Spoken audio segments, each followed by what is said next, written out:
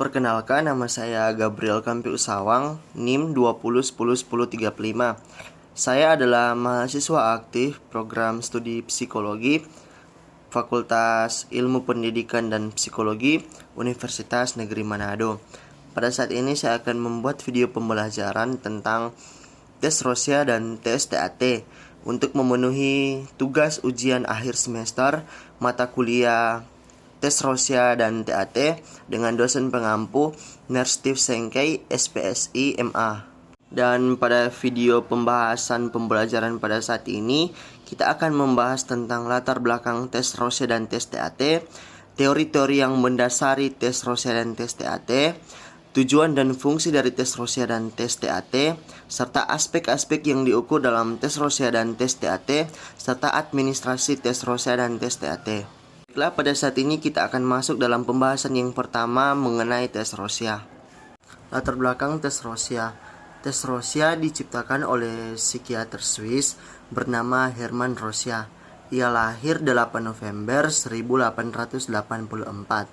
Minat Hermann Rosya terhadap inbloods atau bercak tinta dimulai sejak tahun 1911 sebagai hasil eksperimen selama 10 tahun dari tahun 1911 sampai 1921. Ia telah memilih dari antara beribu-ribu gambar inbloods suatu seri yang terdiri dari 10 gambar. Teori yang mendasari tes Rosya. Asumsi dasar yang digunakan dalam tes Rosya adalah adanya hubungan antara persepsi seseorang dengan kepribadiannya. Seseorang cenderung menginterpretasi berdasarkan apa yang ada dalam dirinya terhadap benda yang tidak tentu bentuknya. Melalui persepsi itu, seseorang akan memproyeksikan kebutuhan, pengalaman, atau kebiasaan yang sering tidak disadari.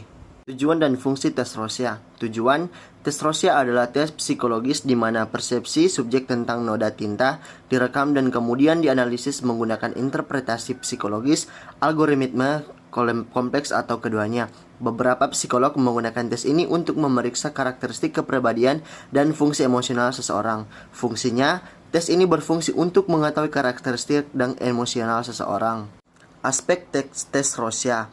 Menurut Klopfer 1962, aspek-aspek kepribadian yang diungkap tes Rosya dapat dibagi dalam 3 aspek pokok, yaitu 1. Aspek kognitif atau intelektual, yang kedua aspek afektif atau emosional, dan ketiga aspek fungsi ego. Administrasi tes Rosya. Validitas tes sangat dipengaruhi oleh administrasi atau penyajian tes. Oleh karena itu, cara penyajian dan kesiapan untuk tes harus betul-betul diperhatikan. Hal-hal yang harus diperhatikan adalah 1. Kesiapan tester dan testi. Yang kedua, suasana lingkungan fisik dan sosial. Yang ketiga, pengaturan tempat duduk tester dan testi.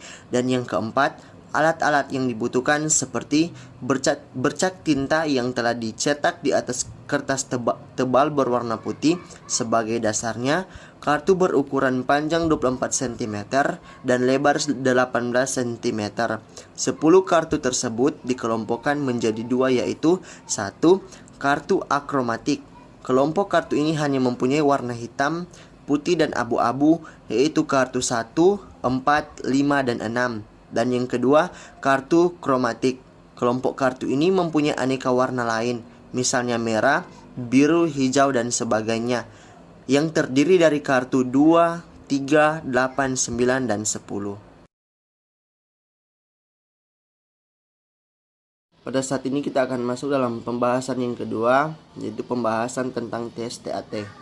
Latar belakang tes TAT. TAT diciptakan oleh seorang psikolog dari Harvard bernama Morgan dan Murray pada tahun 1930-an, dan TAT yang lazim dilakukan kepada orang-orang terdiri dari setumpuk kartu bergambar yang mengandung ekspresi-ekspresi yang kuat.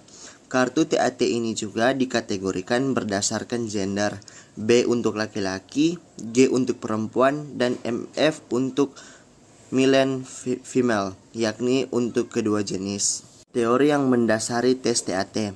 TAT ini didasarkan pada teori Nietzsche-Murray yang memandang bahwa dalam suatu perilaku manusia pasti didorong oleh adanya motivasi internal dan eksternal, sedangkan lingkungan lingkungan dipandang sebagai press atau tekanan yang mempengaruhi dorongan tersebut. Keduanya akan membentuk suatu interaksi antara kebutuhan dan lingkungan yang disebut sebagai tema. Tujuan dan fungsi tes TAT. Tujuannya untuk mengungkap dinamika kepribadian yang menampakkan diri dalam hubungan interpersonal dan dalam persepsi atau interpretasi yang ada artinya terhadap lingkungan. Dan fungsi tes TAT yaitu berfungsi untuk mengevaluasi kepribadian seseorang. Aspek yang diukur dalam tes TAT yaitu mengukur aspek kepribadian individu. Administrasi tes TAT.